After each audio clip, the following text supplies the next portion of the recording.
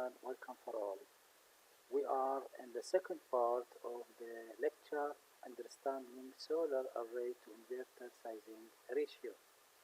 As we discussed in the first part, this is the second part, and as we discussed in the first part, the definition of the solar to array inverter sizing ratio and some information. I advise all to review the first part on my YouTube channel, and in this section we will discuss the learning objective. What are the common values of DC to AC ratio, and also knowing the reasons for oversizing of photovoltaic system, and also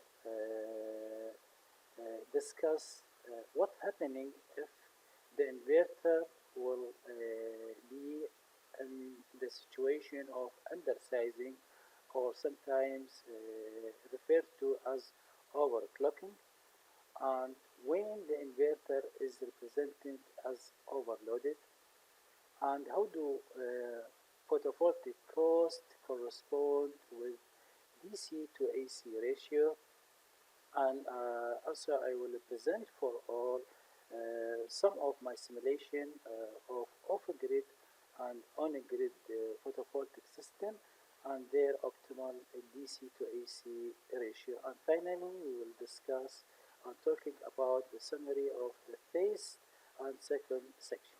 Okay.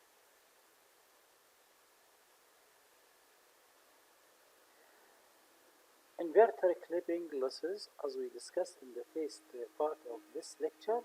Now we will talk about the reasons for solar clipping. The reasons for solar clipping: while we installing a solar project in a specified area with lower solar radiation in general, we must increase the solar modules capacity to 30% with respect to the inverter. But we must put in our mind that the solar radiation or incoming insulation over the surface area of the modules may be raised at some cases. So the increase in solar radiation will make the inverter clipping will be okay. Anyway, also there is another reason. We know that the early time of any day, especially at the morning and afternoon, the intensity of solar radiation will be less than at midday. So in order to increase the gain of power production, we must increase the rated power or DC rated power of solar modules with respect to inverters. And also we must put in our mind that the solar modules over their lifetime, there is annual degradation in productivity, and this degradation is limited with a specified percentage as between 0.6% till 1% annually. And this reduction, this will cause an annual reduction in power production. And in order to avoid this phenomena, as we said before, we must increase the DC power of the array with respect to the specified inverter. As we see in this figure, as we discussed before, the dotted line represented the inverter AC output rating power, and any increase of solar energy will be clipped by the inverter, as we see in this figure. Okay. Now, how to prevent inverter clipping, or how to minimize the inverter clipping? In this case, we must do an accurate calculation of modeling of inverter in order to decrease the energy loss in our system and depend on the acceptable DC to AC ratios. And as we said before, the ratio always must be greater than 1. And we will see in the next slide how these values are limited with specified ranges. Also, the regions with higher impedance than standard test conditions may lead to higher power output, and this will lead also to increasing the inverter clipping. So, while we are doing our design and sizing of our system, we must depend on the limited ranges of DC to AC ratios in order to minimize the inverter clipping and trying to prevent, if we could, in order to make our system operation as optimal as we could. Now for the values of DC to AC ratio, DC to AC ratio when equals 1, in this case clipping will not occur, but at the same time the inverter will never reach its fully utilizing of AC capacity of converting DC to AC electric power. There is a typical value of DC to AC ratio equals 1.1 to 1.2. In this case, the array in the case of DC to AC ratio equals 1 and even to 1.2, the array would be slightly larger than the inverter capacity, and the energy will be losses in the clipping conversion or clipping phenomena, because the inverter cannot capable converting all the input DC power to AC power. So the excess energy will be clipped as we explained before. In the case of DC to AC ratio equals 1.2, or when the DC power of the photovoltaic array more than the inverter capacity by 20%, this value will make the losses in minimum value. Another value of DC to AC ratio in the range of 1.25 to 1.3. This is very important for the investor perspective, because always the investors put their targets or their aims in order to increase the final productivity of solar project and reduce the payback period for their investing cost. And also it is a good ratio for designer, and for me I always encourage to design with respect to this range of DC to AC ratio.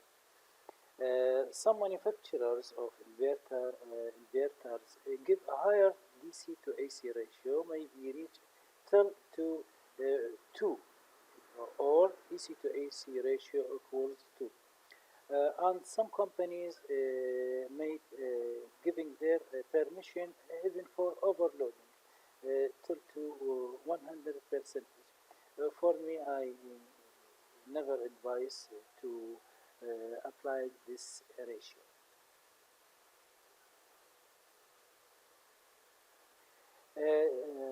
U.S. Energy and Information Administration EIA states for individual system the DC to AC ratios, the base value will be in the range of 1.13 to 1.3.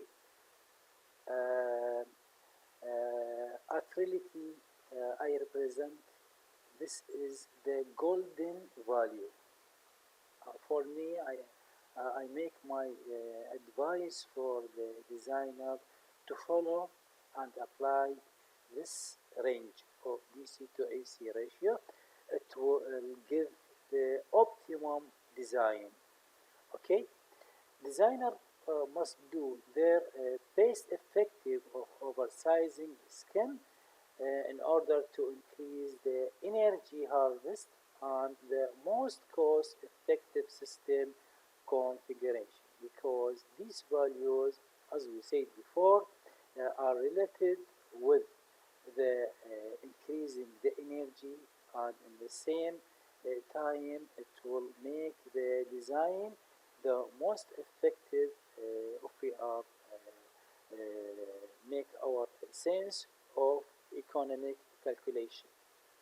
So also the chart of three DC to AC ratios and their estimated losses towards the clipping for 100 kilowatt central inverters.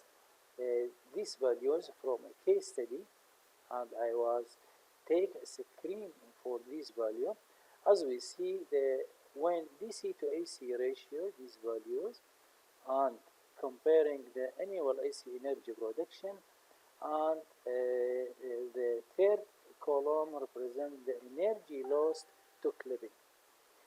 In this case, when DC to AC ratio equals 1, this value of annual AC energy production, and there is no clipping in this case, while increasing DC to AC ratio to 1.3, as we see, there is an increase in annual AC energy production, and the energy lost by clipping equals 1.8 megawatt hour, and when comparing with the first case of DC to AC ratio when was equal 1, okay, while when the DC to AC ratio equals 1.5, as we see, there is an increase in annual energy production, but there is a high value of clipping losses, as we see 4.8% as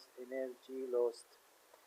So if we make our scientific analyzation, this is the base case. Although there is a little clipping loss, but this represented the base case of the situation. Now let us discuss the case studies of DC to AC ratio. As we see in this figure, the x-axis represents the time in hours over the day, starting from sunrise till to sunset, and this represents the midday at noon time, of course, and the y-axis represents the power in kilowatt. Okay. This case of DC to AC ratio represents 1.28 under different overloading of inverter by increasing gradually the number of modules in the array system. As we see in this case, there is no clipping losses. This represents an optimum design for this case by selecting an inverter of AC power of 3 kilowatt and the number of array modules. And in this case, the results shown that the performance ratio of the overall system was 77.1%, as we see, and it represents the base case as compared with the case of DC to AC ratio 1.5. As we see in the second case, where DC to AC 1.5, there is a clipping occurs, and this clipping will be in the range of time between 11 o'clock till to near 1 o'clock p.m. and the performance ratio of the overall system about 76.5%, less than the optimum case where the DC to AC ratio was equal 1.28. And the third case where the DC to AC ratio equals 2 as high value, as we see, the period of clipping loss will be long. Its clipping loss occurs from 10 o'clock till 2 o'clock p.m. At about 4 hours, we have in this situation clipping losses, and this represents very high value. For me, I always advise not to depending on this design parameter, because this ratio is very high and there is a lot of losses, and the system will never be as economic issue. So there is a high reduction in the final result of energy gained. Okay, let us see another cases where the power from the photovoltaic plant, as we see in this figure, in different cases. In the blue, as we see, where DC to AC ratio about 80%, as we see, and here we have surplus production through 180% as oversizing, while in this case, the second case, when DC to AC ratio equal 130%, this the losses will be less than when DC to AC ratio equals 80%. So always we must be taking our attention whenever we make our decision about the design and sizing of photovoltaic system, where DC to AC ratio for both commercial and industrial and even for utility scale plants have increased in the last year, and from perspective of investor, from 1.5 to 1.8. But as I said before, the investor always looking for higher productivity in order to make or to shorten the time period for payback period of his investment cost. It may be nevertheless make his attention about the initial cost of the system. Also, there is a direct relation between DC to AC ratio and economic perspective.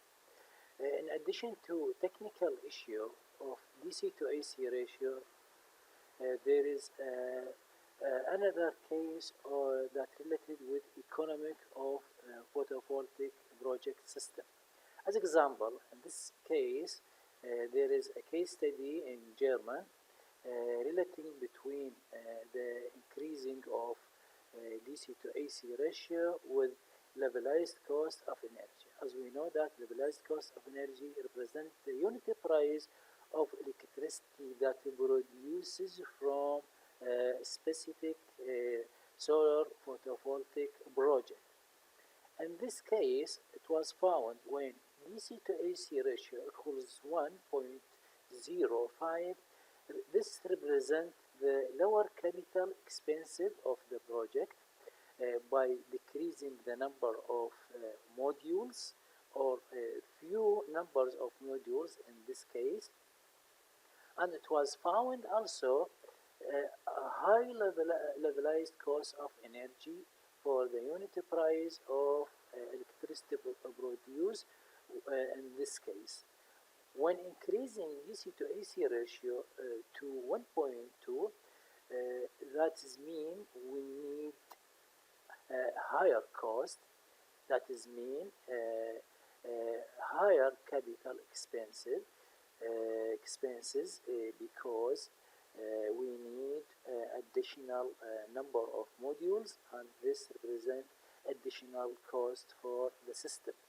It was found the system was reached to a near point of optimal specific energy production, but it was found the levelized cost of energy was a more competitive value.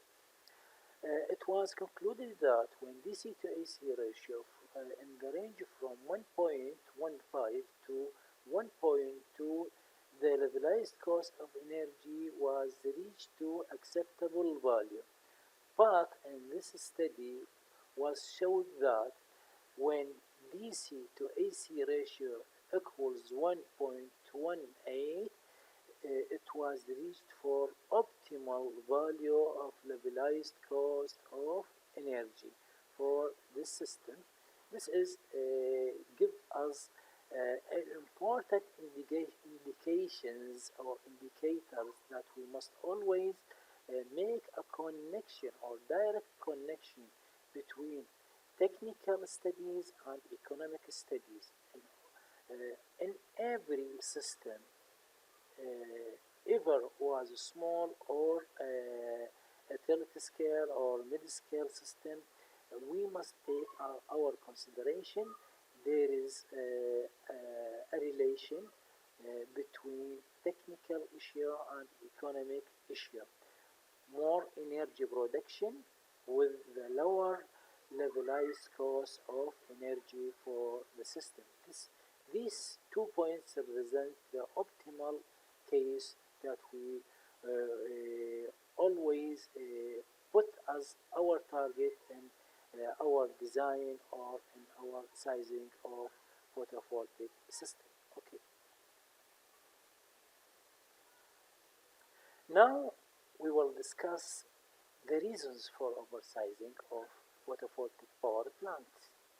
As we know that the theoretical peak power of the modules often not can be achieved in reality because the photovoltaic modules, as we talked and explained at past, always tested under special condition, special laboratory condition, which called standard test condition, and this standard test condition rarely can be achieved in real operation in the world.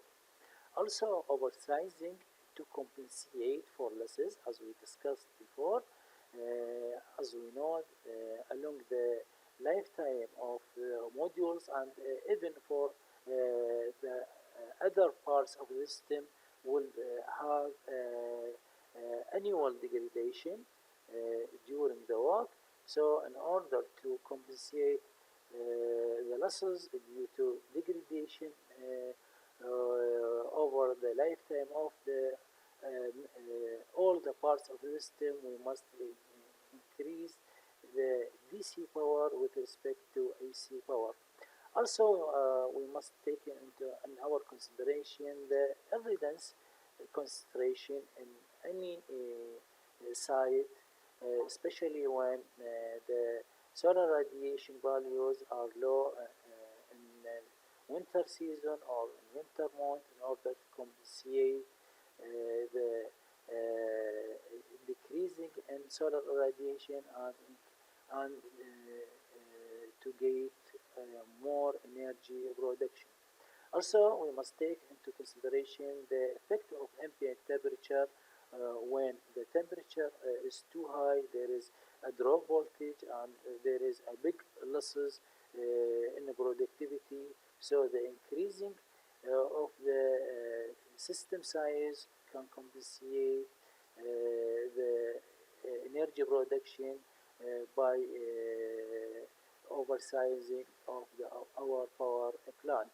Also, we must take into consideration the pollution of the module due to the dust, due to the effect of birds and the molecules in the air in order to compensate the different reason for the pollution.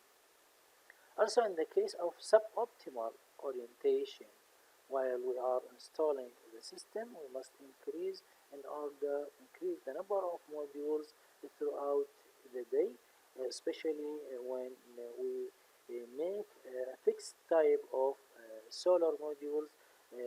Some optimal orientation will affect and decrease the productivity of the system. So the oversizing is one of the solution to compensate the reduction in energy production. As we explained before, module degradation has another effect of decreasing of energy, so the oversizing can compensate this degradation. Also, mismatch losses between or among the modules uh, that caused by the cable losses, DC cable losses, or in AC cable losses, or in batteries if we are using battery bank. So the increasing or oversizing the number of modules can compensate the losses by oversizing the PV plant. Also, declining module prices encourage the investor to increase or oversizing the PV system in order to harvest more energy. And also the continuous technology improvement in all parts, especially in inverters and in photovoltaic improvement, make encouragement and large encouragement to oversizing PV system, especially when we are looking for the fast reduction in module prices. Okay. Now for the case of inverter undersizing, which referred also overclocking, and now let us ask ourselves, when the inverter represent in the case of undersizing, we must take our consideration that the inverter efficiency and solar panel efficiency are very important parameters, represents the key parameters in this issue. Inverters efficiency represent the driver of the overall system. It means whenever the inverter efficiency is high, there is a high productivity of the system. Or we can say how the inverter efficiently can convert all incoming DC power to AC power. In order to make more explanation, let us take this example. This graph or this diagram represents 5 kilowatt photovoltaic system and 3 kilowatt inverter. Gradually increased the number of modules till to 5 kilowatt as peak power. In this case, the DC to AC ratio equals 1.67. Of course, it represents a high value. It means that the inverter suffering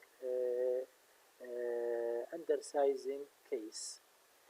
If we are looking for this graph, the red line represents the efficiency of the inverter. The behavior of the inverter during its operation can reach its maximum value, which 83% as maximum value of its efficiency, while the green arrow represents the output power of photovoltaic system. As we see, for this limit, while we're increasing the number of modules, the capacity DC power increase till to 5000 peak power DC. While we increasing the DC power of the modules, the efficiency of the inverter decreases gradually. Okay, because in this case, while we increasing the DC power with respect to the AC power, we minimize the time during the day that the inverter operate with the permissible or allowable range of its operation. So we see there is a gradually reduction its inefficiency. So there is an important issue that that has an important relation between DC to AC ratio and the behavior of inverter operation in the system. And we must take our consideration for the permissible range for DC to AC ratio while we are make our design or make our sizing calculation. So in the case of inverter undersizing or overclocking, the inverter will limit the maximum output DC power of the array, and any excess power will be cut off or clipped by the inverter. And as we see that the inverter cannot exceed its rated capacity in the midday at 11 o'clock.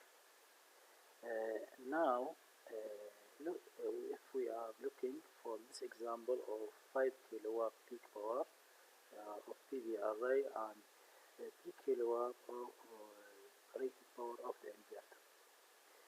The blue line represents the maximum peak power, 5 kilowatt, and the yellow curve represents the case when we reduce the number of modules in the array. In the first case, standard solar output curve, which represents the operation of the system at maximum peak power, as we see, there is a losses or energy losses above the rated capacity of the inverter, while in the case of reducing the number of PV modules in the array, of course this represents the time of operation during a day.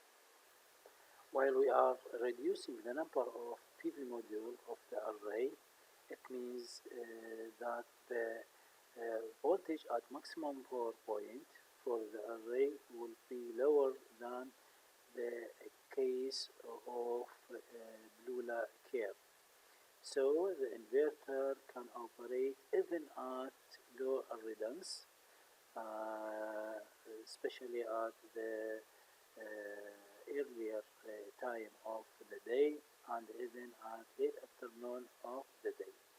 So these examples reflects how it is important to adjust the percentage of DC of PV array with respect to AC rated power of the inverter in order to maximize the final production of energy from the solar system. Now let us see the results of my simulation on PV software and ask ourselves this question. Is DC to AC ratio working on off-grid system only, or on-grid system only, or applicable on both off-grid and on-grid photovoltaic system? Let us see.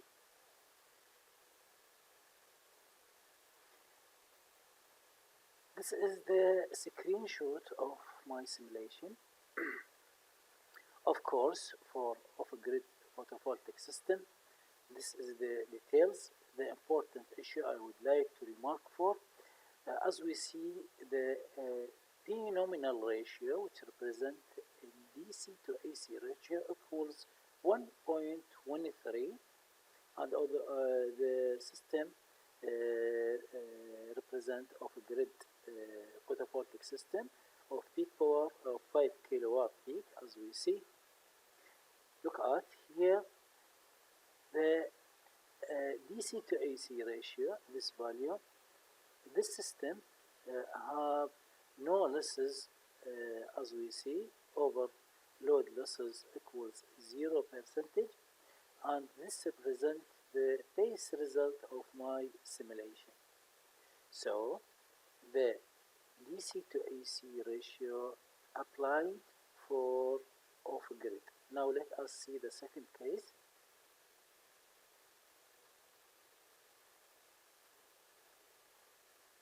This represents the simulation of on-grid system with a peak power of 486 kilowatt peak, and this curve represents the relation between array voltage sizing and inverter sizing. Look at, as we see, the DC to AC ratio represents 0.97. Yes, it's acceptable, but I have an error message in this zone. The inverter power is slightly oversized. It means I need the rated capacity of the inverter slightly more than the DC power. Of course, is this acceptable? Yes, it's acceptable, but is not good design. Not good design because the overall efficiency of the system will be low. Okay, not optimal design. Let us see the other case. For the same system, I am decrease the rate capacity of the inverter, okay, and taking the ratio DC to AC ratio 1.13. There is no any error message or alarm message for me for this system, okay. This represents the optimal design where the losses is 0 and the performance, the final performance of the system is 75%. It's optimal solution or optimal design or optimal sizing and simulation results. The important remark I would like to make my concentration about it that the ratio of DC to AC applied for both on-grid and off-grid system. Okay. The summary of inverter sizing. I will summarize all the first part and the second part. For the design scenarios of inverter rated power AC and PV array peak power, it is significantly oversizing the inverter. Inverter, it means, or in other words, inverter rated power AC greater than PV array peak power. That's mean DC to AC less than 1. This case represents the oversized inverter. What are the advantage and disadvantage of this solution? This is an option to expand our system in the future. If we attempt to increase the capacity of DC power, this is good option. Okay, but it's not recommended because less inverter and our efficiency and overall system efficiency. Overall energy yields will be lower for the system, and the inverter does not start up, this is a very important issue, at early morning and in the late afternoon. It means that the inverter may switch off or stopped when the PV out drops below inverter's input range, and this we discuss in details. As we said, when the DC power of the array larger than the maximum DC input power for the inverter will stop in order to protect itself from the overheating. Okay. The case 2, solar inverter undersizing or overclocking or array oversizing. If perfectly sized inverter, in this case inverter rated power AC is less than PV array peak power, as we said before, DC to AC larger than 1. Okay. In this case, DC to AC ratio, the preferable value 1.23 to 1.3. In this case, we can increase the energy harvest and represent the most effective system configuration and save on cost of the system parts and represent the optimal operation of the inverter, or in other words, we can maximize the inverter capacity and system performance, and also minimize the midday time for clipping, as we see had been seen before, and clipping energy losses and increase inverter operating at early morning and even at late afternoon time. It's advisable allows overclocking up to 30% as inverter can handle photovoltaic power within lowest losses. Also, in this case of oversizing with the specified limit, inverter is overloaded when DC input power from the PV array exceeds the inverter rated DC power, as we had been seen before, and even extra power delivered by the array will be clipped to protect the inverter from overheating or damage. The final things, this represents the references of the content of the my lecture in the first part and the second part. I would like to thank you all for your patience and your listening for me, and I would like to meet you in the next lectures and in newest topics. Thank you very much, and I will say for all goodbye.